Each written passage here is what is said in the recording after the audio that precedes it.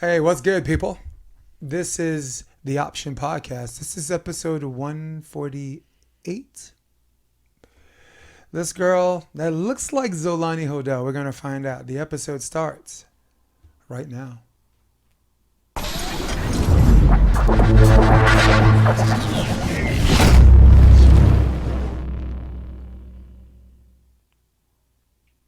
Hey, what's good, people? You have asked, and you have asked. But for me, asking you shall receive. Because for me, I've got to give the people what they want. What's up, Zolani? Hello, how you doing? Nice. You just came from training today, right? Oh, yeah. Yeah, oh, that's always cool. Tell everybody how. Actually, let's go live. Let's have a little fun. Let's go live. Okay, we can hear it. Tell everybody who's running it. Hello, this is Xolani Hodel, That's Stanford right. Beach Volleyball. That's right. Now, who's running the training group? Oh, the training group. Okay, so Jose Loyola is now doing the USA National Team Development Program. So we're doing trainings 5 days a week, which is so sick to be able to have like a consistent schedule, especially in the summer. Yeah, I mean, look, for me, you have to have a place where you have to show up. All right, I have to be here on time, and I get to leave this time. Yeah. And you get that kind of volleyball structure in your life outside of college. That's a win, right? Yeah, because where we live, you could be the biggest procrastinator, right? You could be the biggest procrastinator in the world, talking that Keith Sweat stuff, talking about I'm gonna this. No, I'm not. No, we're not gonna do anything. We're gonna go play video games. So, tell everybody like who's in the group, and kind of what you're getting out of it. So it kind of fluctuates week to week, just kind of around who's available and who's like playing in like AVPs and if they're local or if they're out of state, you know? So these upcoming weeks we're preparing for collegiate world championships. Right. So the people who... Are those age groups? Are those like under 19 or the 20? How's that work? So it's... I don't know what under it is, but I know that it's like just like the college version of like the U19s or like the U20s, U21s. So it's just like called College World Championships. And so it's in, I think it's pronounced Maceió, Brazil. And we leave September 1st. So just kind of training for that. You going to Brazil? Mm-hmm. You're being trained by a bunch of Brazilians, and you're going to Brazil. That's awesome. Yeah, no, I'm excited. Thing I've always liked about Jose is like, even if someone doesn't consider him like a coach, and I think he's a pretty good coach, he's a winner. Yeah. He knows, like he came into the whole coaching thing like, I don't know about all this and that, but I can tell you how to win. Yeah. you know. And I was really, really impressed with the work he did with like Reed Pretty and Trevor. It was 2019. Okay. They got their name etched on the boardwalk. Yeah. That was, look, everyone loves Trevor and everyone respects Reed, but who saw that coming? Indoor 39-year-old, right? Come on, stop. Yeah. So I love him. I love Pompilio. Pompilio was actually Jose's coach. He helped us, I think, a couple times. And actually, Jose is working with Fiapo. So we've gotten training like from Fiapo too, which has been so solid. Yeah. Fiapo was really good at keeping the flow going and at the same time diagnosing things on the fly. Exactly, yes. Which is important for training groups, right? You don't need the last thing you need to be doing is just talking. And she's like, God, you're like, yep, I've been coached by so many people, right? You know the difference. Oh, yeah. So, but I love Pompilio. I like Arturo, if you ever met him. And I like Leandro, who I think right now is coaching Trevor and Try. Okay, nice. Actually, the two of them. I think there's a long hair one too, but I like them because if you're in a practice and there's a focus for the practice, the drills creation and how it applies to your real time, your real time gameplay, it translates really, really well. Yeah, they're really good on like establishing like the objective for the drill and how it kind of applies to when at the end of the practice we do like gameplay or queens, anything like that. Yeah.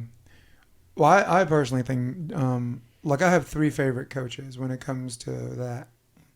Jeff Alzina, who's at Santa Clara right now, right? Mm-hmm. He was at UCLA with Stein for a little bit. Mm-hmm. Stein's secret sauce for a little bit, right? Yeah. I like John Mayer. The way the man's mind works, I like to think I'm a pretty smart dude. I'm an average kid from Brooklyn, but I was with him for a year and a half, and I was in the head of a genius. Yeah. And I like Russell Brock. Yeah, I like Fuller. I like the collective more than I like Fuller as a person. That's your coach, guys. That's Stanford's coach. You know what I'm saying? Like the assistants and him as a collective are. It's pretty good. Mm-hmm. Tell everybody where you play. Stanford Beach Volleyball. That's right. Dude, I don't just have a baller on my podcast. I got a smart girl that my wife calls the Harvard of the West Coast. Yeah. No, great school. Who'd you play with? Pair 1. I played with both Maddie Kriz, and Kate Riley this year. It's kind of the 2 years that I've played, it's kind of been like that. Like I'll play with someone like earlier in the year, then like they'll switch it and then they'll keep it. But I enjoyed playing with both of them a lot. You do? Mm-hmm. Yeah, I can certainly appreciate that. In 2001, you were in the NCAAs, right? Yeah. Are you in both years or just last year? Both years. Yeah. Cool. Yeah, I gave Andrew Fuller indirectly. I gave him a hard time. He got Coach of the Year. But I only gave him a hard time because I'm biased. I worked with John Mayer. I know what John Mayer is capable of, and I remember that. I'm like, the dude won 31 games, and they beat LSU and UCLA the same day. Remember the first 2 rounds? Okay, yeah. That was, and he did it with his brother. He did it with his mini-me. You ever seen Joseph? He looks just, really? Dude, I swear to God, that kid walks around, tries to look like his brother. There's no way that they look alike. No, that kid's freaking trying. That's funny. So, what got you into volleyball? Oh, that's a good question. It was actually the last sport that I started. I started with soccer, then did some track because both my parents are track athletes. From track, I think I went to basketball, and then came indoor and beach around the same time, like summer, I think of my either 8th grade year or 7th grade year. Yeah, and so my middle school PE teacher happened to be like play beach volleyball and want to be starting a club. He's from New Zealand, and he just wanted to start like a small club in Huntington. So me living in Huntington, living super close to the beach, was like, this is a no-brainer. Let me go try some beach volleyball. No doubt. I already was playing basketball, soccer, doing track. Why not start beach volleyball? So went out there and kind of just started like playing. And from there, like entered in tournaments and kind of just went from there. Did you do indoor before beach, or did you do indoor and beach at the same time? It was about the same time that I started them. Like, I think pretty much both, like 8th grade or 7th grade summer. Did they put you in the middle? Always. Tall black girl. Yes. She put her in the middle. Yes. Oh, coach's stereotype.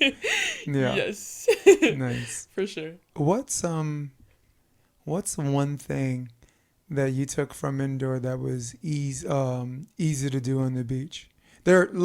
I know which one's more tedious. Like our offense. Right, the footwork, understanding flat surface and shortening your approach and all that stuff. But give me something that transitioned, I wouldn't say seamlessly, but a little bit more easier than the other fundamentals. Yeah. Maybe, because I didn't really have to do too much transitioning because I was learning both of them at the same time. Yeah, that's why it's a cool question. Yeah, but maybe like being thrown in the middle, like having to like be left, be right, having to get off, ready to hit on every single play, like not getting the ball. I think going from that and that type of movement kind of helped on the sand. Not that it's not very comparable to sand at all, but just the movement everywhere. Yeah. Okay. Mm-hmm. Yeah, for me it was serve.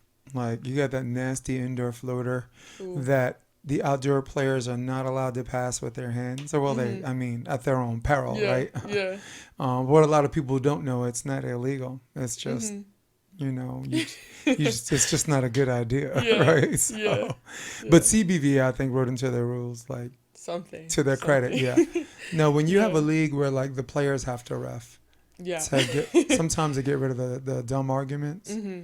right? You gotta write, all right, this is a rule, don't do it. Yeah. Nothing to talk about, Yeah. right?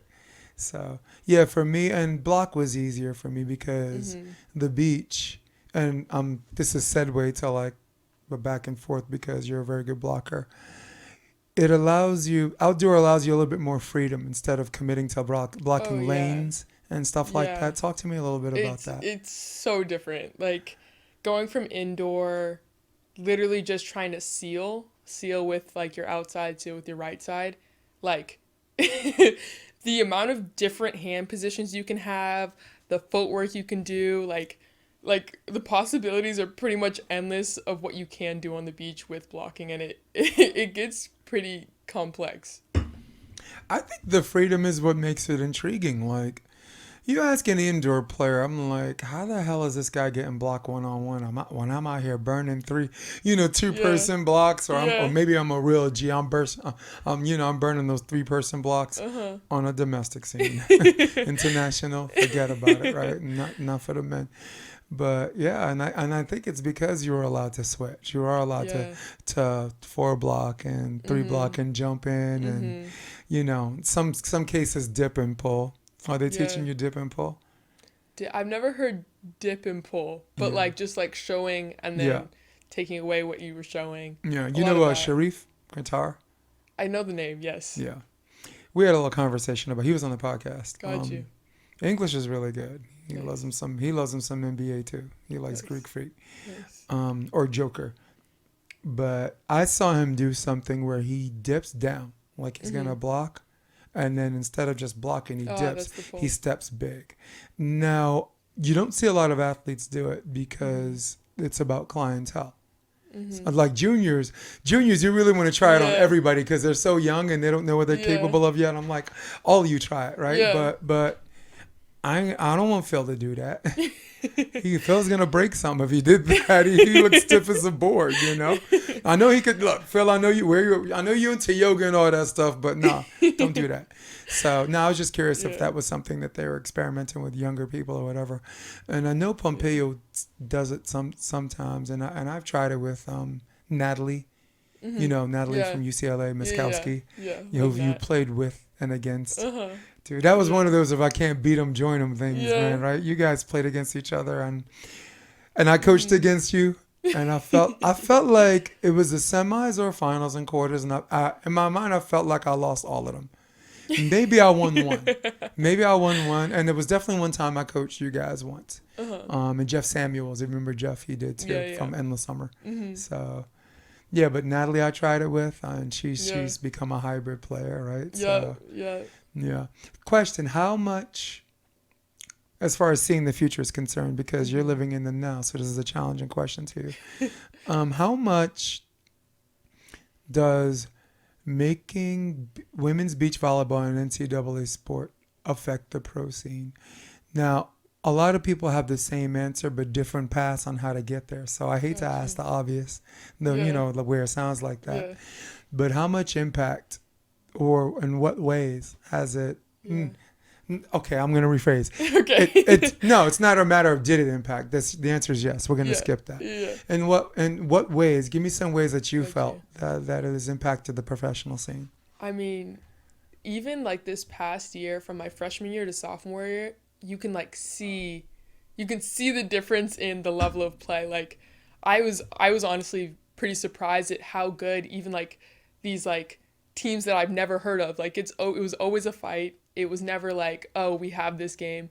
You always had to be ready to play because you didn't know what was coming, And so just because of that, like, you'll have these people, these girls going through 4 years of this level, and then being able to go to the pro scene and being prepared for it, which I think is a super cool opportunity. That was supposed to be a lightning round question. I have a 60-second countdown clock, and we're going to take like a minute a piece on that one. So we'll just go. I guess we'll just improvise as we go. Okay. No, I like that. I like the way you said that. I think it impacts it in the way that if you're in college, let's say you already got a scholarship, let's say you don't, but one way or another, whether you're paying to be there or whether you're getting a free ride, one way or another, you're there. Yeah. And there's a lot of things that you don't have to pay for because you're there, right? You have a free gym. You don't have to worry about a membership. As you know, indoor and beach volleyball is a 10 and a half month experience out of the 12 months. It's not just season and preseason, right? It's something you as a student athlete have to decide, do I want this to be most, if not all, of my complete college experience, right? You know, and I know you well enough where I know you had a decision to make on that. You know, I know there are other things that you're an alpha. There's so many other things that you're good at that you want to experience in college. So, you know, my wife knew right away, year one, to her credit. Yeah. You know, me personally, I would want it to be like a 13-month experience out of my 12 months. So I guess what I'm trying to say, and this is why I do minutes, because I could talk all day. Right. Free gym. Free coaching, 10 and a half months out of the year. Yes. People making sure you're structured. You can't hippie it out. No, exactly. Right? There's no get your ash together. Like, I'm gonna take the day off. No, I had some bad chicken or something. No. So I just think when you do that for 4 years, you're gonna come out. You're gonna come out saying, I'm gonna take someone's head off, right? I would say it's equivalent to military boot camp. I'm ex-military, right? No, like I'm a Gulf War vet, right? So when I joined, Iraq invaded Kuwait, right? And I was a little bit apprehensive, a little nervous, but you get into boot camp and you have this 8 weeks of training. By the time you get out, you feel like you're looking for Saddam with a spear. You're not that's gone because your mind is trained to move forward. And I'd like to finish by this because I don't want to be talking more than you. This is a us thing. And you get to ask me shit too, right? Because you know a little bit about me too. But I would like to finish by saying this: the message that you guys sent from 2019 up to this point, where you told the present day girls, outside of the top two maybe at that time, your time's up. You know, I don't mean to sound rude about it. No, but your time's up. If you don't do what we've been doing for 4 years in college, your time's up. And you were how old in 2019? You were 17, 16? What year? We're in 2022 right now. Yeah, I'm 20 right now, so probably 17. You were 17 because I remember you were in the quarters. I had Natalie and Eden, and I think I had Natalie and Ava K. Yes. Yeah, I think you had Eden, or not. No, or Ella Drew Pauls, that's someone. Someone. But but you guys, it was like the same 5 partners that you got used to playing. But that AVP in Hermosa Beach, Katie Hogan made the finals, right? Chrissy Jones and Muno made the semifinals from the qualifier as a 43 seed. Wow. Maple and Kraft at like 16 and 17 years old were in the quarterfinals. I know. Both Norris twins were made the main draw, right? Yeah. So there was this conglomerate of college girls that came out that really honestly just sent and are continuing to send that message. Yeah. If you don't mind your P's and Q's, your time's up. Girls like you made Sarah Hughes say, dude. You know, because Sarah Hughes kind of led that generation, right? I mean, when you think about it, right? Yeah. It became an NCAA sport, and she was the repeat champ with Kelly Clay. So they knew, but the girls ahead of them were like, dude, I need to re-examine my game, you know, there is no or. I need to reassess. I've been doing this longer than this girl, and this girl just, you know. One thing I've noticed too is like even with the setting, a lot of the younger girls, the younger players have like had to be like, no, you're hand setting. This is what we're gonna do now. You just gotta rep it out. But some of the older players, all they've been doing is like bump setting, and that's what they started with. That's what they learned. So it's like hard for them now to try and switch to like hands, which is like another aspect of it, which I thought was super interesting. I think it's very interesting because, like you said, that generation of girls, everyone's using their hands. When before it became an NCAA sport, you only saw a handful of girls. You saw Betsy Flint, who was an absolute killer. As far as like killer instinct, like that Misty May type thing. I get that from Nuss And I get that from Betsy. Mm-hmm. That particular, if you serve me, I'm going to F you up and make you sorry that you've ever done it. And like, Sponsor's a great player, but I don't get that from her. Sarah Hughes is a good player. I don't get that from her. I get that from Misty May, Kristen Nuss, and Betsy Flint. Got you, yeah. Kill us. And maybe Jusena Hernandez when she, gets to where she has to go. She's got a little bit of that. So you know her, right? She's at LMU. Jusena, Jusena. I forgot her name. No, I remember her name, but I forgot what club she played with. But she's with John Mayer, pair two at LMU. So that was one of our 60-second questions. So let's go to 60 seconds. Let's pause this. Let's do that. Does it pop up? Oh, there it is. Here's our 1 minute. Nice. Oh, that's sick. Yeah. Guys, she loves my podcast. I had nothing but compliments, and she wants to have a podcast just like mine. And I said she should have one, but for sure, man, don't do it my way. Dude, I made so many mistakes, Xolani. All right, so here's a lightning round question I asked with Jeff Samuels, but it bears repeating because it's a hot button topic. Mm-hmm. There's been a buzz about refs being more relaxed with hands calls. Is this something that you as players have experienced on the court or have heard similarly, and what are your thoughts on it? So you already kind of went on it, and I'd like you to finish your thought. Only do it in 60 seconds. Go. So my first thought when you asked me this question was the time in the qualifier, the NBO qualifier. I literally took this set and it hit my chin. I just continued the set and it wasn't called. So you might be right that they are getting a little more relaxed. But on like the FIVB stage and that kind of area of setting, all I've been hearing is like, you got to take it super high, you got to take it quick. They're like pushing for like a quicker game. So it depends on where you're playing. If you're doing the international, the FIVBs, it's probably getting tougher. And I'll see when I'm going to try and play in some in October, but we'll see. We'll see how that goes. But like AVP, it hit my chin. it hit my chin. And it wasn't called. It wasn't a double before the chin was the double. Yes. Oh, cool. Time's up. Did that make you jump? You got a car in this podcast? All right, so my turn. Guys, I got bad news and good news. The bad news is I'm asked the same question, so you got to hear me answer it all over again. But the good news is I have a completely different answer on this, okay? I think my thoughts on hands is that the referees have gotten together unofficially and have decided the following. If you decide to deep dish it, if you decide to do the Pizza Hut deep dish, if you decide to do the FBI catch and release, then they will judge you by spin. If there is side spin on it, then they're going to call a double. If you do a faster release, they will forgive some spin as long as it's not egregious and as long as it's not side spin that suggests it goes in one hand and out the other. If referees have in their rule book that a double hit is how it comes in, and not how it comes out, then they have to come with that same energy. So I don't think they're being more lenient with hands as much as I think they're just going with what the actual rules say. There's a culture out here in the South Bay. They think how it comes out because they're detecting it by spin. Yeah. And for all of these old school guys who spent a decade or almost a decade catching and throwing a ball just so it doesn't spin, I'm sorry for you. Sorry, tough shit.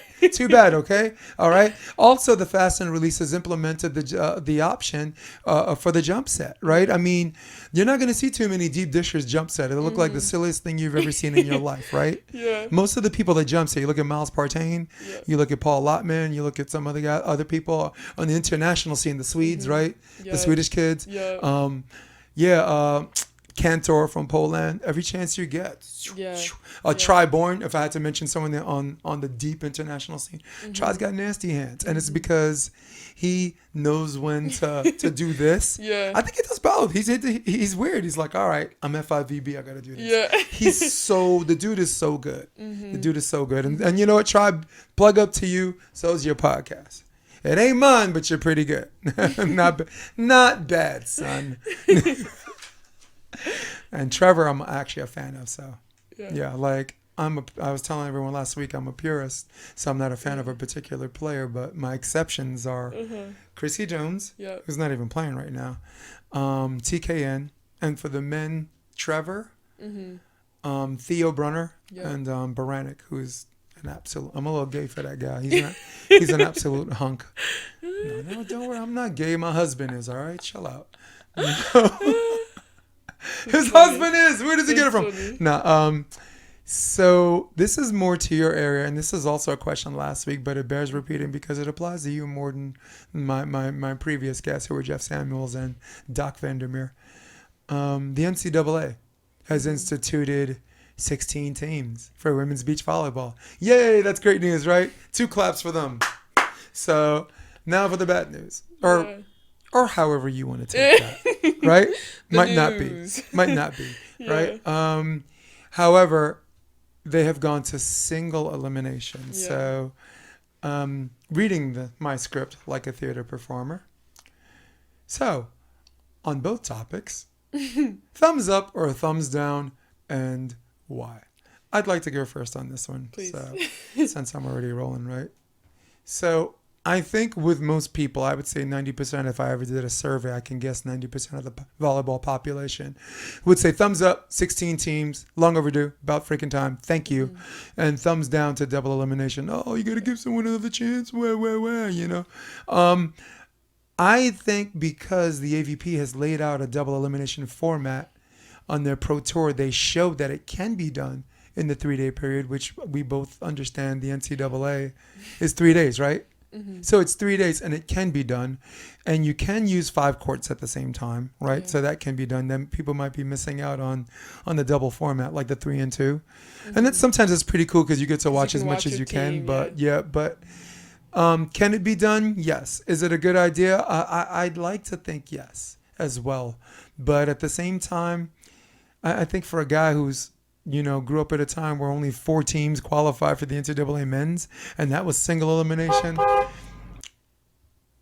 I say yes to the 16 teams, and if you put a gun on my head, I'd go double elimination, but I don't really. I'm not willing to fight for that. Now the question is Xolani Hodel? The floor is yours. I have to agree with you. I think it's tough that the single limb to the double limb switch. And there are arguments for both sides, like single limb, like, yes, you should be ready for every match. You should be like playing to your best. But double limb kind of allows for room for like, okay, there are teams of like really high level everywhere. Anyone could beat anyone on a given day. So having that next game to like show that you deserve to be there is a nice opportunity, And 100%. I think there should be 16 teams. 100%. I think there should be more than 16 teams. Like, women's basketball, how many teams do they have? Every other sport, even men's sports, like, the amount of teams we have, the ratio is absurd. From 16 to into the hundreds, especially even, like, indoor volleyball. So I don't know why it can't be more, but... Yeah, I mean, well, let's spill over this conversation a little bit. First of all, I'm really, really happy that they at least had 8. What I'd like to see them improved, since they were actually have 5 major conference champions. I think those 5 should be automatic bids. I didn't know how they did it before, and I still don't know how they did it before the 16 teams. But I think like the WCC, which has St. Mary's, LMU, Pepperdine, that should be a bid. Your conference, right, with UCLA and USC, has been kind of a 2-horse race, but our Arizona's done some good things. They had a really good year a couple of years ago. You guys had a really good year in 2021. That should be, and also Big West, Cal Poly, Long Beach State, and Hawaii. Yeah. Allie's no longer at Davis, so I'm curious how that's going to be. But those are 3 conferences, right? And then you have wherever Texas is, LSU and them, they should have one. Florida State, South Carolina, George Mason, Coastal Carolina, FIT, Stetson, So those are enough to have a Power 5, the automatic bids, and have 3 at-large bids. Yeah. That's how they should have done 8. So with a 16, I'm optimistic, if not hopeful, that we see some bids. Yes. Educating everybody at home, talking too much, but it has to be done. For the men, it used to be just 4 spots, right? It used to be MPSF, Mountain Pacific, right?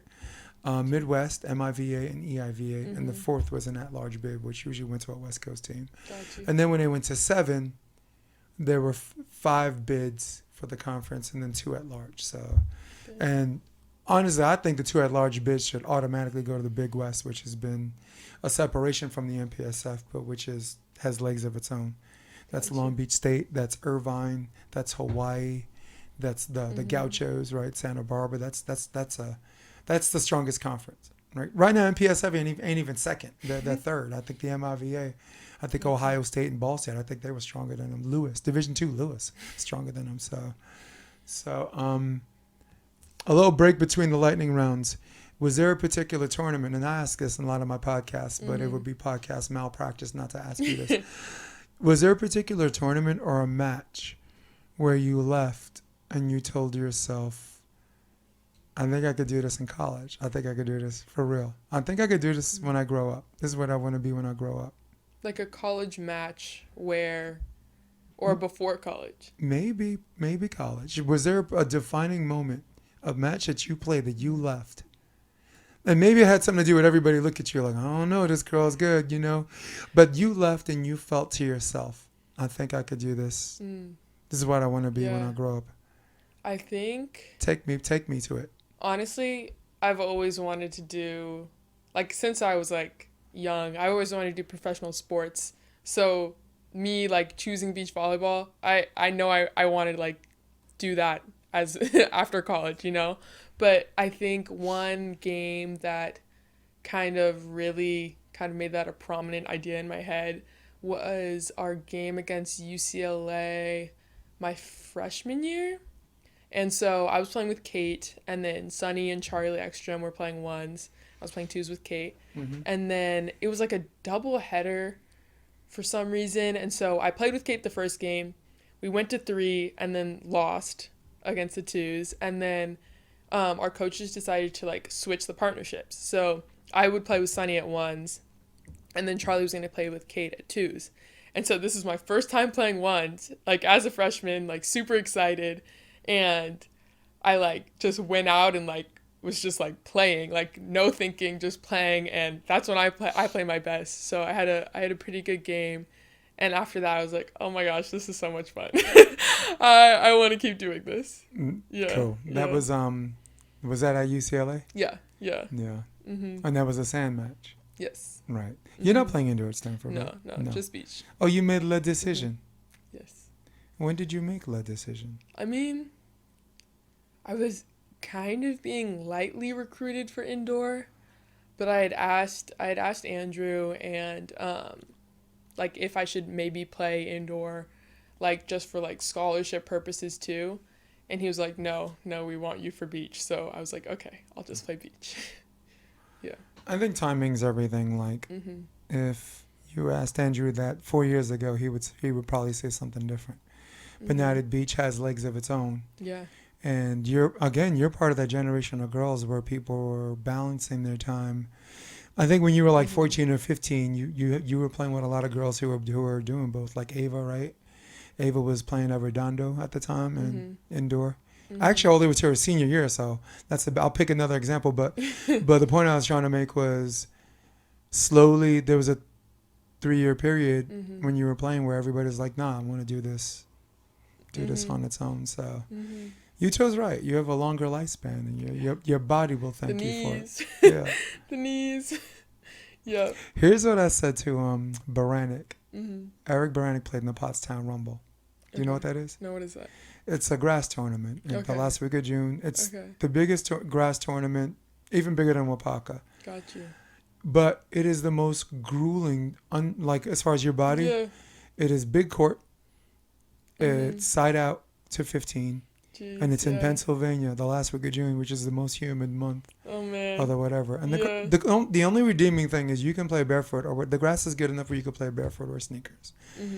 And I guess the only thing I'm trying to say is, if you were playing a beach tournament, right, and you got done, and your friends call you up, Xolani, hey, let's go out, let's get, let's go dance, let's get some food. You're like, I'm just gonna get in the shower, I'm on my way, right? But if you played a grass tournament, or if you played an indoor tournament, Xolani, what are you doing tonight? You just like going to bed. You're like, why are you laughing at me, Xolani? I'm laughing because you know I played indoor. Yeah, that's funny. That's exactly that laugh. Yeah. So what are you doing? Funny, and I'm staying home. So yeah, your body. Yeah. We'll thank you for that. Yes. So you weren't around for the freeze, right? No. Good. We're gonna skip that. Yeah. Oh, I added this in. I have a new question by one of our fans. So far in all of the Pro Tour series this year, and I'm only highlighting the women, but I can highlight the men too. But let's talk about the ladies. Ladies first, right? There have been a different title holder for each event. Yeah. Yeah. Pretty cool, right? No, it's so cool. Yeah. So the question is, and this is a dumb question, which is better for the sport? All right, I'll just ask. Which is better for the sport, dominant champions or healthy competition? Ooh. I want to say healthy competition because it just makes everyone better. Go ahead. Sorry. I want to say healthy competition because it just pushes everyone to be their best. I feel like if you have that dominant champion every time, like, yes, they're good. Yes, they're dominant, but they're not getting better because they don't have that competition to like compete against and develop their game. Wow, she did that with like 30 seconds. She's like, I'd like to allot my time to Coach Jason. I'll do the rest of my time for him. Okay. So I'll pause. All right. Rewind. Blah, blah, blah, blah. All right, I'll go on this one. Allow me to just feel this out because I didn't actually, it's a new question. I didn't have a chance to, I promise I'll try to give you a straight answer at the end of this minute. I like dominant champs because when you go on winning streaks, it generates a bigger audience because the closer competition gets to beating them, the more people are interested in seeing who's going to knock that person off. Almost in every sport, the Bulls are three-peat champs, and all of a sudden, the hunter becomes the hunted, right? And UFC, Kamaru Usman, one of my favorite fighters, he actually got KO'd last weekend, but maybe Khabib Nurmagomedov, 29-0, right? Retired undefeated. So, but if you're a volleyball fanatic like me, and you see this pool of women just beating the hell out of each other, hell yeah, dude. This a healthy competition, and you know what? I think I answered our question for us. I hope at the end of the day, for the last 3 series, I hope we have 3 more new champions. How about that? And so, but just counting, we got nothing close, right? Cloth and Nuss. We got Betsy and Chang, Kelly Chang. They won New Orleans. Tina Gradina. Yeah. Haley Harward, right? Yeah. Big up to Tina. That's our homie. Allow me to introduce myself. My name is Scholes. Play with Urango. Urango's first one, right? Congratulations to her. And just this weekend. You want to talk about this weekend? You want to talk about that blur of points that happened at the end? It was, all I know is someone told me Kelly Kolinsky scored 5 points in a row, but I just remember the last 3. Yeah. It's they made a comeback. 12-13 or something like that. She got an ace. Yeah. Then a block. And then Betsy hit the ball out. And it happened. I felt like it happened in like 50 seconds. Yeah. And I'm sure I speak for all 4 competitors, the winners and the losers, when I say they're probably asking, what just happened? Yeah. Did you see a little bit of it, or did you get to see it? I was watching the whole last day with my mom in our living room. That's where you watch the finals, right? Smart girl. See what smart girls do, people? They don't try to crowd a stadium or beg for a courtside seat. Wait, there's a 3-camera set at home.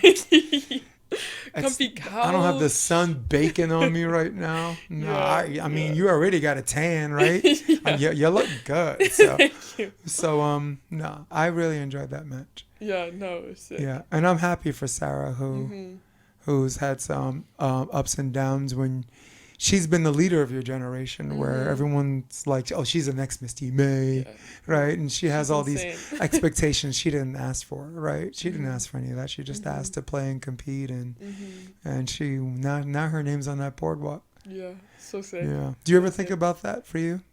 I mean, it'd be pretty amazing. Pretty amazing, yeah. Yeah. Well, I'll only say this. If your dreams don't scare you, they're not big enough. Right? That's the only, I mean, I'm not your daddy or nothing, but I could give you that advice. Yeah. Little girl, you could be anything you want to be. Actually, at this point, you're like, I know that, coach. I know that. I get that, coach. That's funny. So let's see what else we got. Oh, this is a good question for you because you've gotten around this year and last year. The AVP has done an absolutely fantastic job coming back to venues that miss the AVP dearly, right? Michigan, Denver. I was at Denver. Denver, yeah. Michigan, my boy Jeff Samuels lives there, so that was a nice homecoming. Florida, I thought was long overdue. There's a great volleyball population with Dave Palm and, Dougie Fresh out there doing some, Doug Nascimento. So with that being said, what's one venue the AVP has not gone to the last 2 seasons? Or 3 seasons. Pandemic was all Long Beach, right? In which they should keep in mind and perhaps come back to. Oh, that's a good question. Ooh, did I get some heat from the other 2 guys last time? Really? I said New York. They go, oh no, and I'm like, I said it's my turn. Zip it. That's so funny. Yeah. Yeah, but I had my own reasons because New York, you could bring in your own sand. Yeah. So you don't have to. You were at Atlantic City one time, right? At least once. I was gonna go, and then stuff happened, so I didn't make it out there. God bless you. Good, because that sand was. Really? First of all, the beach is a dump. I'm gonna say it. Where's the camera? The beach is a dump. Clean the goddamn beach, dude. The beach is a dump. Even Playa del Rey looks better than that. So, yeah, but I like New York because you could bring your own sand. It's tough to bring personnel. It's tough to get hotels. I know everything's expensive, but to me, if you're not going to go somewhere because it's too expensive, then you're showing me you're not ready to be a professional sports league. So I allow myself to freely pass judgment and hold their feet to the fire on who they want to be. Yeah. Yeah. My criticism is fair. Yeah. Okay, and then it'll cost me a commentary job. We're like, we're not hiring that dude. He's always talking bad. No. What they've done this year, Xolani, and I gotta give you a minute. But what they've done this year, with the coming back to some of these places that desperately miss them. Yeah. If all of that means forget New York or F New York, yes. As a New Yorker, this guy with a Yankee hat, I'll say forget New York. If they did all that and forgot New York and allocated that direction, it's an absolute win. But I would love for them to come back to New York. So what? Yeah. Actually, what venue would you think would be a good idea, or just a venue that would look like a good idea to come back to? I'm not super familiar with all the other venues that there were 2 seasons ago because I've just put my feet in the water. Yeah, tell me where you went.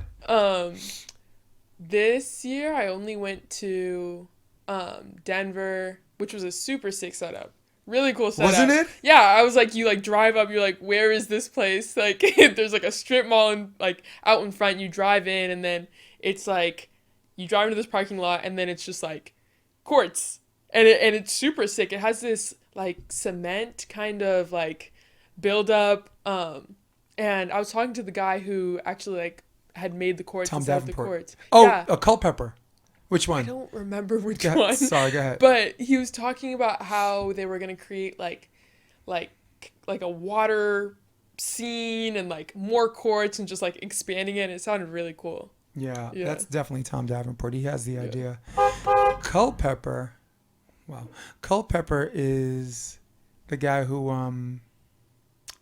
the construction guy.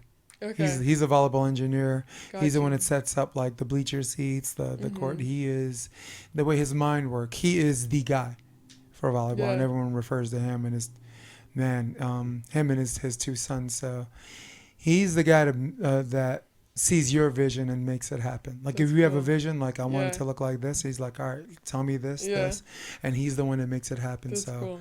Whatever money they're paying him, even if he's making a lot, it's not enough. He's the guy. Yeah. But you're talking about Tom Davenport, and he's a Denver guy.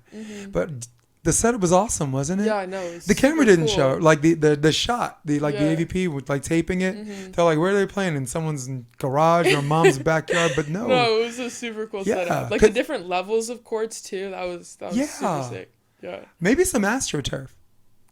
Yeah. Like between the courts, get people comfortable just walking around, you know. Yeah. I'm trying to think. There may have been like on the courts like further in. There was like a little area I like took my nap between games at, and I think it was turf. Nice. I want to say it was turf. Yeah. Cool. Mm-hmm. I like that. So yeah, that would be if I had a caveat on what they can improve on AstroTurf, but as far as what they can improve on, I think it might be unfair to them because we haven't witnessed like the complete act. Yeah. Right? Yeah. Yeah. What are you studying at Stanford? I'm doing product design and then minoring in econ. Product design. Mm-hmm. Yeah. Like what kind of product? Like people or things? Things, product, like it could be mechanical, it could be like digital, just like products. Nice. Yeah. Yeah. And economics? Yep. Yeah, that's my wife's thing. Oh really? Yeah, That's cool. Yeah, it's the other reason why she knew she wasn't gonna play volleyball year round. That I think Stanford probably has the same thing where you have to have a certain GPA to stay in that major, right? Because everybody wants to be in that major, and in order to do it, you have to make the GPA. Like my BFA is in acting. I was in the BFA program at Marymount Manhattan College, which at the time was ranked number 2 in the country. So we had to have a 3.4. Oh no way! Or higher to stay in that program. Yeah. I don't know if there's like a GPA to stay in the program. I just know there's a GPA to stay at to be like eligible to play. Yeah. But I'm not sure. Oh, that's like C plus for Christ's sake. I'm You not have sure. C pluses and stay in sports. I don't know what we have then. I don't know if we have you have to have some GPA to stay in the major. Right. Yeah. Yeah. But mine you did. And you know what sucked about that? Like, you could take an economics class, right? You can write your term paper. You could take the midterm and final. And if you get an A, you don't care what the professor thinks about you. He got to give you an A, right? Theater, your midterm and final is judged on your performance. Yeah. Yeah. He's got to like you. He or she has got to like you. Yeah. Someone asked me, what's the difference between cum laude and magna cum laude? And I said, a punk mother effer named Professor Richard Niles. That's funny. Yeah. You look at now. I could show you my transcript. The guy gave me a C- and a B-. Because in acting, you have to stay with the professor the school year, fall and spring. You can't switch, so you're stuck with him. Yeah. As well as your voice and speech professor, and as well as your movement for actors professor. But the other classes, like theater history, you could switch. Yeah. So if you're stuck with that guy, you can't change. So the rest of my transcript was like A's. Yeah. And that messed me up from Magna. Magna was and our thing was 3.7. Got you. Summa was 3.9. I was a 3.57. So, but you'd be surprised if you're an A student like you are. Yeah. You'd be surprised what a B does to your. No, I know. Talk to the population about that. Preach, girl. Well, with CS classes, computer science classes at Stanford, I don't know. I'm just not a CS person, maybe, but I got a B in the first CS 106A, and then CS 106B. It was getting so bad I just had to take it credit, no credit, because I was just taking it for learning, for fun. But yeah, no, I know what it does. I think I have like a 3.7 right now, but yeah, I definitely know what a B does, or even an A-. Why do they have minuses? Yeah. Like, it's really annoying when you get that A and they put a minus right next to it. Honestly, like, I hated A-, but I thought about a professor that was leaning more towards a B+ instead of an A-. Yeah. And if there was just a B and an A, you really screwed. You're screwed like a whole whole grade point. Yes. So I'm like, everything about that A- thing. That's funny. Everything I was saying about that A- thing. Give it back to me. Yes, I want that. You're sitting there begging for an A-. Oh my God, dude. Yeah. Cool, man. That's funny. I had a really cool college joke that I want to do before the lightning runs, right? So, girl walks in the professor's office, right, and she says, She says, well, the finals are coming up. And the professor's like, yes, they are, right? And she's like, I would do anything to get an A in these finals, right? And then she like gets closer to him, right? And she leans on the desk and she goes, anything. So he looks at her, right? And then he looks the hallway, his door is open, right? See if anyone's watching. And he goes, would you study? That's funny. That's really funny. That's my favorite. It's one of my favorite college jokes. You know, really would funny. you? We can work. We can work out something, girl. Yeah. It's called Study. Yes, it's a little old Do your school. work. Yeah, it's a little old school. Yeah. Something we used to do back in the day. That's funny. Hit the books, girl. Get That's the hell funny. out my office. So let's do 1 minute of first things that come to your mind, lightning rounds, Okay. and let's turn off the live version because we can edit out answers you don't like. Nice. Delete. That's all they get. Nice. That's all. It's all you get, like Street Fighter. It's all you can. So it's a bug out, right? And it's hot in this room, right? It's a little warm. Yeah, a little it's all warm.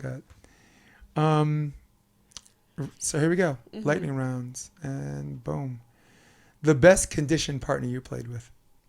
Best conditioned. Oh. First one that came to your mind. Go. She's like myself. That's hard. Come back to that one. All Come right, back to cool. that one. The player who on the AVP that brings the most drama, good or bad. I can't answer this one. No, Next you're a one. player. You shouldn't. Next I'll one. answer that one. Anyone whose last name is Crab. Freeze or no freeze? No freeze. No freeze. All right, cool. Do you like the pool or the beach? The beach. Cool. I guess me too. The beach. Lord of the Rings or Harry Potter? Oh, Lord Ask of the Rings. Kyle Lord of the Friend Rings. this question. Favorite Marvel movie? Oh, I'm not a big Marvel fan. I'll go I Infinity Wars, but go ahead. Okay. I don't know. I literally don't think I could name one. What's worse, a volleyball breakup or a boyfriend? Boyfriend. You can easily get another volleyball partner. Yeah. So Lonnie's like, I'm a full-time blocker. I'm answering this question differently. Everybody needs me. I don't need that dude. Bye. I'm a blocker. Oh, last good book you read. What was that? Last good book you read. Oh, I was like, I didn't finish it, but The 4-Hour Workweek is a really good book, just like on how to automate your job and kind of free up your own time. Nice. What book are you interested in reading? Someone recommended. Oh, I was just listening to this podcast, and it was a book on just like emotions and just like emotional well-being. So that's kind of sounded interesting. I don't remember the title of it, but it sounded cool. Nice.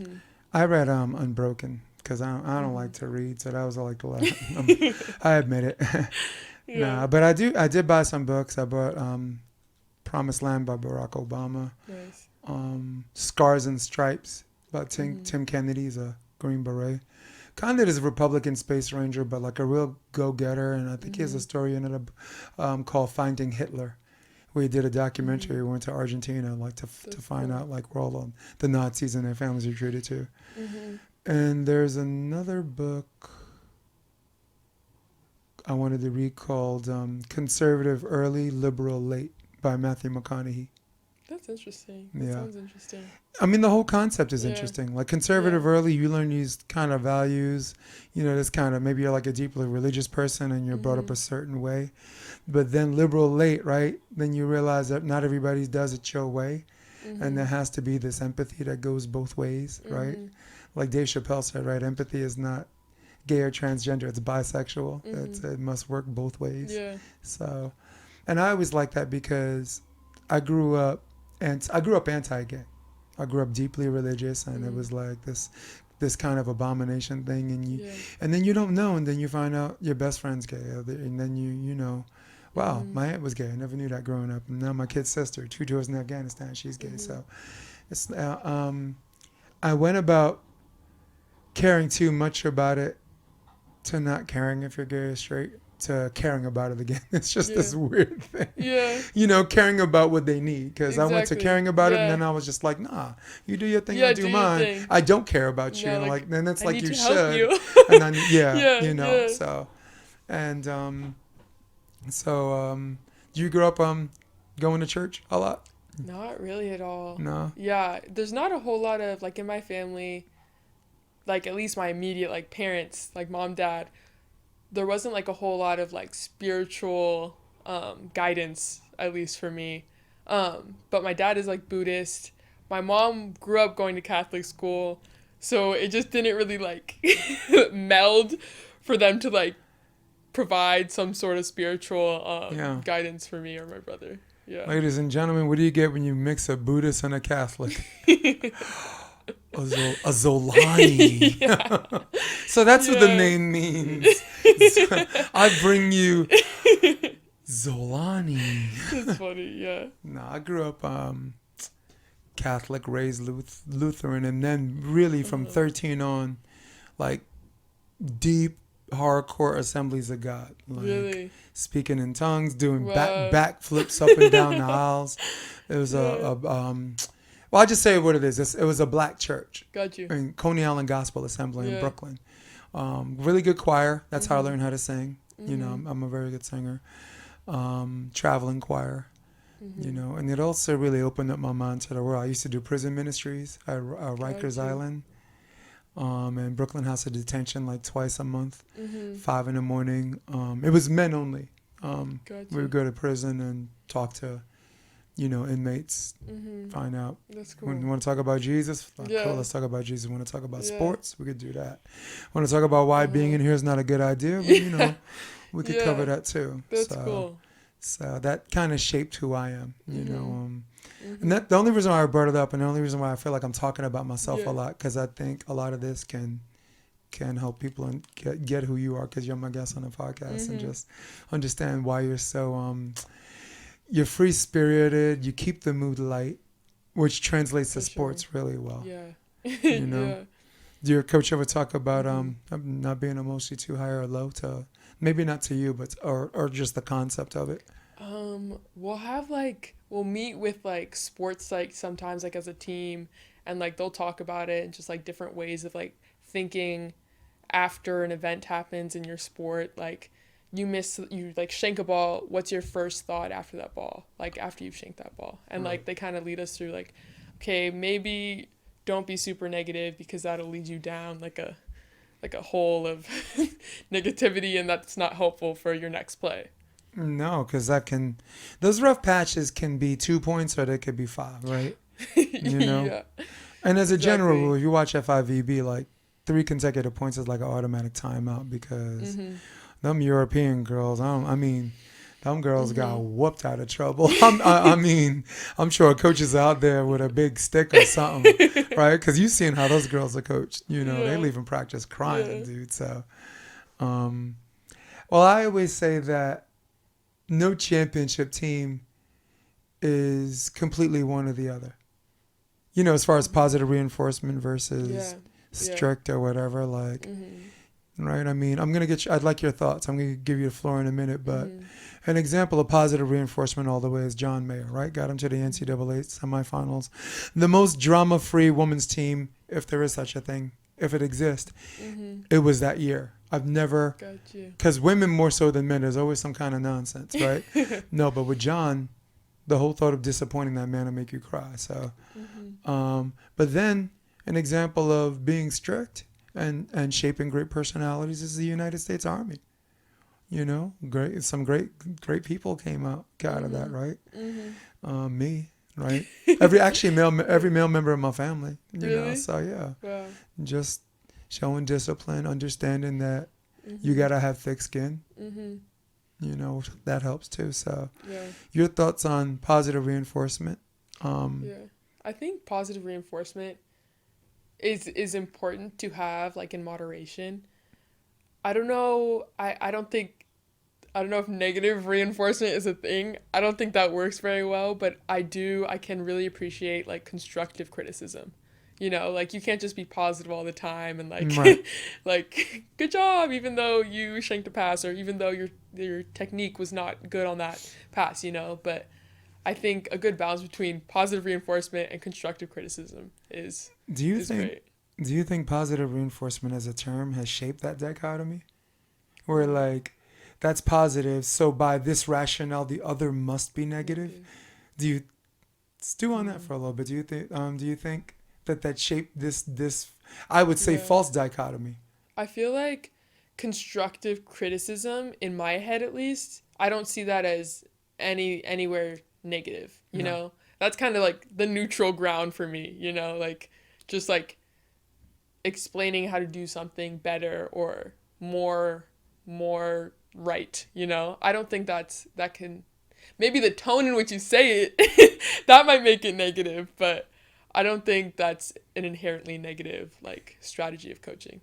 I think because my generation can appreciate the satire and what you affectionately refer to as constructive criticism, and I think that's being polite. Thank you for that. There's still no word for it, right? Generations later, we're sitting here, right, years apart, decades apart, and still don't know what the hell to call it, right? There is an appreciation if you have a satirical mind, right? Like if someone's online and you're receiving serve and a girl's on the court standing behind you, right? I might be like, "Are you gonna buy Xolani a drink?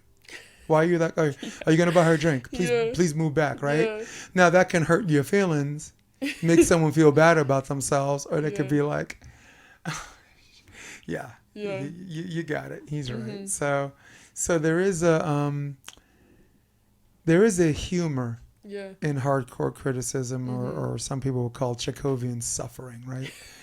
Like, as a theater guy, like Anton Chekhov wrote a play called The Seagull, and it was supposed to be it was called a comedy in 5 acts, and I'm like, that shit's not funny. What the hell? I read like 3 different translations of that, and that's not funny. Yeah, no. You ever done theater?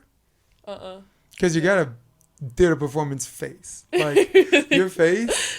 There are some faces where, like, they're geared for film actors, right? So if I do something like this, right, the camera picks it up. That's important because it only matters what the camera picks up. You're performing in front of somebody else. Like, if you think something's funny or something scares you, let me tell you something. The people in the cheap seats are gonna know that. They're gonna see it on your face. So. That's funny. That's funny. How important is teaching body language when things go wrong? You have, again, I'm speaking in general, because if I had to speak about you have the same body language if you're up by 5. People told you that, right? If you could be down 14-7 technical timeout, you could be up by 5. I have to ask what the score is, because I don't know if you're winning. I just don't. No, that's interesting. So, do you have a sports psychologist or head coach or coaching staff that has an emphasis on body language? Really briefly, we met with sports psych, and they talked about it a little bit, not a whole lot, but enough to the point where, like, in games I, like, tried to, like, think about it and see, like, am I maybe, like, hunched over? But like you said, I feel like I'm pretty neutral regardless of score. And, like, Kate Riley and I, we played last year and the year before. We are notorious for just, like, being pretty even, pretty calm, and no one really knows what the score is because we're pretty consistent with, like, emotional levels, which, I don't know, it can be a bad thing when we need to be excited because we are so calm, but it's a good thing to not be able to, like, drop below that average level. So do you ever have, like, a match, you don't know the match is over until the ref blows the whistle? And no, there are times where I was like, oh, it's over? Like, I struggle with score. You do? You know, I really struggle because I'm just so focused on playing the game. That can't be you. Hold up. Let me go back. I got to go back to this. All right, let's go on that split screen. Oh, we're there. Nice. So let's get rid of this. Let's do that. This is. My name is Xolani Hodel. I'm a sophomore and I'm majoring in product design and minoring in econ. Beach volleyball is it enabled me to be at Stanford, be a student athlete at Stanford, And I had played like basketball, soccer, track and field, like indoor volleyball, and beach is the one thing that actually got me to Stanford. My favorite thing is just how dynamic the game truly is, and like how many touches you get every time the ball comes over the net. Even if you like shank a pass or you make a mistake, like the next time you have like to make that chance up is just like another opportunity to be better and to like be mentally tough. I think a big piece of advice is just keeping that work effort high and knowing that you can do it if you put your mind to it. Being one of the few colored people in the sport, I want to leave a legacy like through that, and like just inspiring younger players who are Black, who are different races, to like actually like know that they have a spot in beach volleyball. Do you know how cringeworthy it is when a white person says colored people? That is something a Black woman can say. People of color. A white person says it, it's like colored people. Like, I give you an example. Like, I like Trident, like gum, and the Trident I can find in a bodega in New York. She likes the Dentine Ice or whatever, so I call one of them white people gum, and I'll go to the other. She calls the other like colored people gum, and I'm like, West Virginians, man. That's funny. That's really funny. So you brought up something in your thing about just more touches. Was that the more enticing thing for the beach? Oh, yeah. I mean, and you're on a beach, like less whistles, less echoing whistles and screaming. Like you don't have a headache just laying down. Dude, I know your mama thanks you for that, dude. Yeah. Your mama's be in the gym like I'd rather be on a rack. Yes. On one of those racks than in this gym right now. Exactly. Yeah. So you're also probably a person if you hit middle, you probably had the libero playing 3 rotations too. Yeah, beaches for you. Beaches for you. Yeah. Honestly, I'm coaching 13s right now, and I have my middles play as much back row as they can, because at 13, they could be an oppo, right? They could be an outside hitter. So I want them to get as many touches as they can. And some liberos, I have them just change their jersey, and they'll play like back row. But then when they rotate to position 4, I'll leave them in. I'll put the outside. I made the outside hitter block middle. Yeah. And then keeper in the hit outside a couple of balls. I got a good club. LA volleyball club's pretty good. But you just said something very, very important about touches. And this is what we're saying to little girls out there, Xolani. Yeah, no bench on the beach, right? Exactly. So, exactly. Yeah. Oh, not to mention referee whistle PTSD, dude. Yeah. You can't even tell if it's on your court or not. No. It's actually, You know, I woke up in the middle of the night and smacked my wife because I thought I heard a whistle. No way. And just boom. I didn't smack her like in the face or whatever, but I like woke up and I hit her, and she goes. There's no way to actually say sorry. Sorry don't mean ash. Right? Do you value your sleep? Oh yes. How much on a scale of 1 to 10? How much I value it? Like at a 10? 10. Like, yeah. It's a 10, right? Why would anyone say less? Yeah. You're like, dude, I'd be sleeping right now if I wasn't on this podcast with you. So let's have a little bit of fun, because I know at some point we got to get out of here. And if you've seen any of my episodes, I could go all, I just love the sport. I can go all day. Yeah. As far as 3 of your favorite defenders on the tour right now that you at some point would like to play with. One you already have, I think. I think I know who one of them is. So if it's her, say her first, and if not, skip her. We're not disrespecting her either, but who are 3 of your defenders on the tour at some point that you want to play with? Sarah Hughes. Sarah Hughes. Sponsel. And Sponsel. Zana Muno. Nice. Yeah, cool. Anyone whose name is Sarah, and all right. Yeah. I like that. Yeah. Well, my 3 favorite defenders are Betsy, because she as far as energy efficiency is concerned, she doesn't use a whole lot of moves to win a game. These long rallies, she's the one swimming, dude. Yeah. That's deep water where she swims or whatever. So I like Betsy. I like Kristen Nuss. Yeah. I guess I'm just on that killer. Beast. I'm on that killer list. She's a beast. Yeah. Right? I mean, if she's so short, and if this girl should have a new partner, why is Kristen not getting served? Right? Right? If Taryn Close should be playing with someone else, like the haters out there, then why is no one serving Kristen nuts? Right. I'll wait. I'll wait for that answer. We'll both wait for that answer. Mm-hmm. So on the domestic scene, I go Nuss, I go Flint. And I really, really got a soft spot for Sarah Sponsel. There's some days she doesn't have good games, and it leaves me scratching my head because I saw the other girl, but she's not and it's because she plays so well. I think machine, and she's not a machine. She's a person, right? She's not a machine. Yeah, that's funny. Yeah, because you expect someone to do something more often than not once you've seen their best, and sometimes and I leave. I irresponsibly leave my coach and commentator hat and become this fan that takes this emotional high and low, and it's unfair to her, right? And it's not fair. She's excuse the shit out of her. She only took second, right? or only took first once. I mean, Taylor and Taylor are going through that right now, right? Like, I'm like, the guys made their first year as a team made the finals twice. Yeah. Why are you talking about who they should play with next? How about have them play with each other, right? Right. Just keep building the team. Who are three male defenders you like to watch? Ooh. She's like, Jay, I don't watch them dudes. I don't know. I don't watch them dudes, Jay. The men's side. I think I ask you the tough question. See, I'm asking you these questions. The guys are going to be like, Xolani, right? That's your name? Can I speak to you for a second? I want you to meet someone.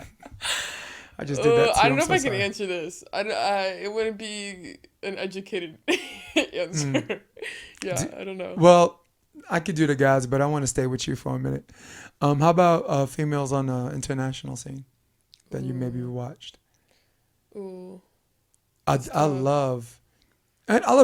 Basically all the teams from Brazil. I think their defenders are dynamic. No, Brazil's insane. The German woman, yes, she's insane. She's an insane coach. That's why her coach is a psycho. Yeah, his name is Flugen Wagner. Got you. And he has one gold medal per gender. They won in Rio, right, 2016, and Reckerman and Brink, the German men's team, won in London. So. Damn, yeah. The men's got one gold medal per gender. They don't give coaches gold medals. That's sad, but he was coaching them. So Lord Ludwig, huh? Yeah, I like her. Yeah, no, she's super dynamic. I'm a longtime fan of Larissa, and I'm glad we get to see her more in the domestic scene, right? Did you get a chance to talk to her? No. Yeah. Well, I'll give you a hint. If she doesn't talk to you, it's because she doesn't want to. She speaks the Queen's English. All right? She walking around with a translator and shit like that. No. I mean, where are you? Larissa, stop. She speaks the Queen's English. Don't be... Yeah. And she don't even need a translator. You could replace with an app for $4.99. Come on, stop. So, no, but when I think of male defenders, domestically, I like Kame Shaw, Theo's partner. I like Taylor Crabb, who are many affectionately referred to as the best defender on the American scene. And some in their biased mind will have the gall to say the world scene. That's just... No, I can't do that. I love me some Taylor, and he's so good for the sport. But I can't put him ahead of Ahmed. Gotcha. Cherie's partner Ahmed is sick. You can't put him ahead of Christian Sorum, Enzor's Maul's partner. But I like the girls from the Czech Republic too. Names? What are their names? I don't remember, and nor do I remember the two girls from the Netherlands. There's this chunky girl who's really good.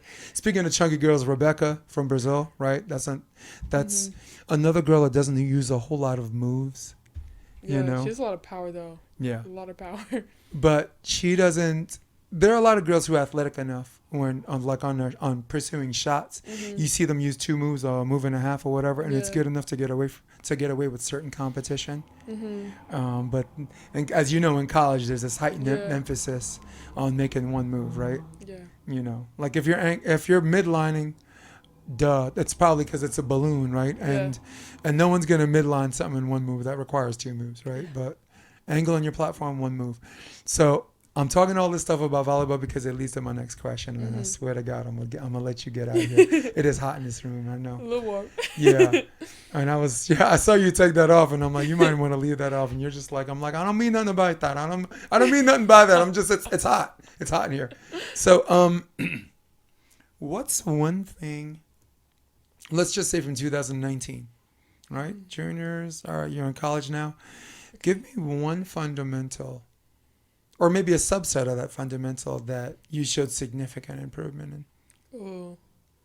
If I'm getting the timing right, definitely hand setting. Like, really just committing to, like, training the hands. I think it was after school, like the summer right after my freshman year, where I would go out by myself, like, and like toss, set the ball, and then bring my dad out, bring my mom out, have them like toss high spinning balls so I could just keep like repping out the hands and like actually get some practice with them outside of our college practice scene. Yeah. It's very good. I like you're very good at holding your platform at a very young age. Like just that little exaggerated hold at the end. Mm-hmm. And you've done a really, really good job of that. And when you were bump setting before using your hands, you had a similar hold on your platform to set your partner, which made you a good setter until you figured out the whole hands thing. So that's one thing I don't think you showed improvement on. I thought that was something you always had, but I like hands. I like what you said about hands, you know? And I like that you keep blocking straight and simple. Mm-hmm. Some people get mesmerized by hitter body language and they feel like they gotta, reach a hand this way and that. And you are ball, hitter, ball. No, it was ball, hitter, ball. Go ahead, sorry. I started with that, right? I mean, not really that. From the beginning of my blocking, pretty much going straight up, not knowing what I was doing, right? When I was younger. Got into like simple grab ball, right? Then going away from that, trying to like learn like 3s and 4s and stuff and like kind of jumping out of it sometimes. Now, finally coming back to now, like refocusing back to the ball. Like just get your hands in front of the ball, keep your body in front of the ball, and you can make these moves outside of your body line. And you don't have to be jumping all over the place. Yeah. No, it makes complete sense. Mm-hmm. Give me one thing. You're entering your sophomore year, right? Yeah, junior year. Time flies. And Tina's gone, right? Yes. Tina graduated. Yes. Yeah, I like Tina.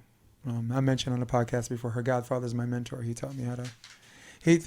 Aldous Lucis of Latvia taught me how to coach from the neck up.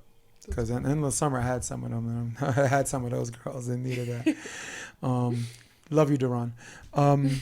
Give me one thing as you go into your junior year, fundamentally.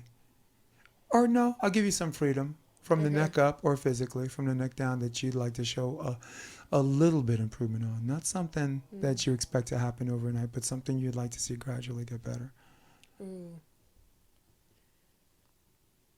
I don't know if I'm going to get an opportunity to do this like in our college season, but right now, like training to go and play the college world championships, I have to play defense now. Like, I've never played defense.